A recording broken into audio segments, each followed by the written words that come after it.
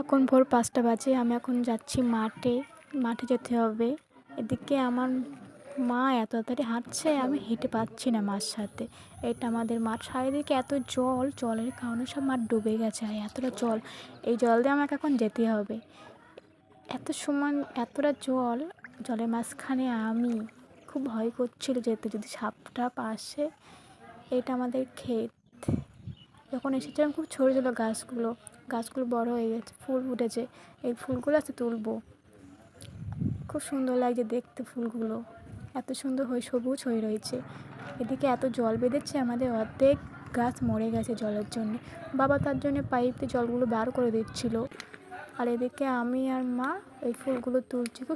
খুব ভালো লাগে ফুলগুলো তুলতে, তাই না?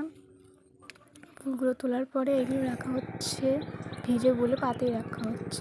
সব ফুল তোলার পরে খুব সুন্দর লাগছে দেখতে। যদি আমার ভিডিও আপনাদের ভালো লেগে থাকে তাহলে আমার চ্যানেলটা অবশ্যই সাবস্ক্রাইব করে দেবেন। আজকের মতো তো এখানেই ভিডিও। চলো টাটা, বাই বাই।